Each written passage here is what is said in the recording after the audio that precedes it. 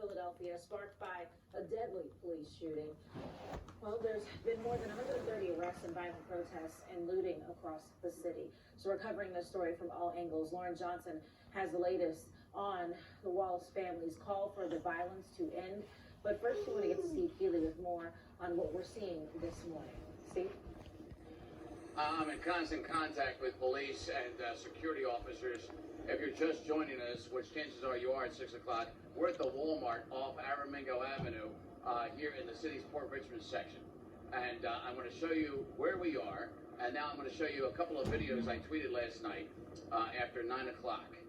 This one was being mass looted, as an officer told me. There were 1,000 people at least, police estimated, looting all the stores in this area. Police couldn't get to all of them.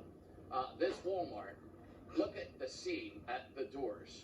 Cars, trucks, everything was being brought in here to load up. And most of the big electronic items, you'll notice, these big 55-inch TVs and even bigger TVs. Some people carrying out, two guys carrying out 4 TVs at once with look like a 90-inch screen on the bottom and then other ones stacked on top. The parking lot is littered, as we come back to a live picture, with boxes from the TVs, because when people couldn't fit them in their vehicles, they started taking them out. The styrofoam was smaller. And see that blue truck right there? That is a stolen vehicle. Somebody stole it because they needed a bigger vehicle to carry items and then crashed the front of it. So police are going to come back and try to get some evidence out of there. And they told the folks here at Walmart not to tell me. Okay, so let's go to video number 2. Here's what happened when the police arrived, because they saw our video. They got the word it was being looted, and this Walmart was supposed to be open until 10. No one can confirm this, but they must have closed early because fearing something would happen, and they wanted their staff back here. So before 10, this was being looted. Now, if you're just joining us, if we come out of that, you'll see people were dropping the TVs and running when the police arrived. They got in through the roof, a security officer here tells me. And when they broke through the roof, they broke the water pipes. This store, everywhere in the store, not just the front where we are, but the entire store is flooded. And we're going to go right here. And be careful, Greg. Look at the pipe coming down from the roof. And look at this. That is flooding the entire store here in Walmart. So we had stores that were looted and set on fire, but this one's going to have tens of thousands in water damage. And look at the checkout aisle here. Greg's probably having trouble hearing me, and I'm trying to stay far away from him, social distance, while we do this. Look at the checkout aisle, completely flooded. The security guard tells me every cash register at every aisle, we're talking 17, stolen. Look at the cash drawers on the floor, floating in the water.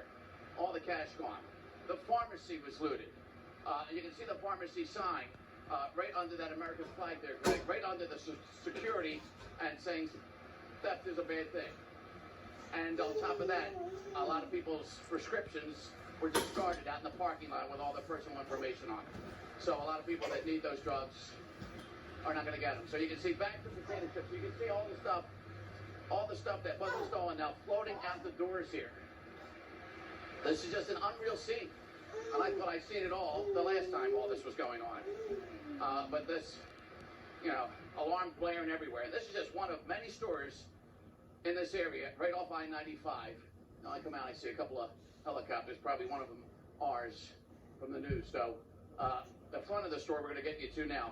Alex, Mike, we heard all those ATM explosions. I talked to a bomb squad member last night. They told me 11 were blown up the night before, and then were blast. And among the blast, the vending machines here in the lobby, they were getting the cash boxes out. When they couldn't smash them out, somebody had an explosive and blew up one of the vending machines. The front of the vending machine is out in the parking lot, so I don't know if it blew through the doors, and that's why the glass is all blown away, because this glass isn't just shattered, it's like blown out.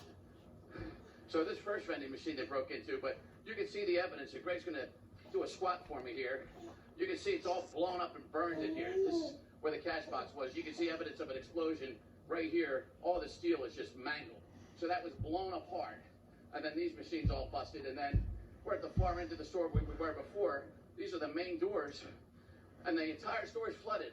I just tweeted video from around back. And it's still being looted, by the way. People were coming around back. They hid their cars among the Walmart tractor trailers. So here's the ATM machine that was smashed. Come over this side, Greg. This was just smashed to smithereens. until they got the cash box out of the bottom of it. And that's supposedly the most secure, but you would think an ATM inside a store would be more secure, not like those ones they leave outside. But this is a Walmart ATM blown up and now sitting here. There's the front of the ATM over there under the reusable shopping bag. So looks like the produce section, the only thing not looted, the strawberries are all lined up. The whole bicycle rack is gone except for one bike over there. Somebody just discarded it, maybe when police arrived. But the grocery store section, all this water everywhere. And in some parts it's like 7 inches of water. And it's just awful. Just awful. And what an embarrassment to the nation, because this is not just national news, but international news as we get requests to use my pictures from across the world. So, Mike, Alex, we'll send it back to you on a very another sad day here in Philadelphia's history. Yeah, those images were plastered all over national news last night. This is just what the Wallace family said they're disgusted by and don't want. The family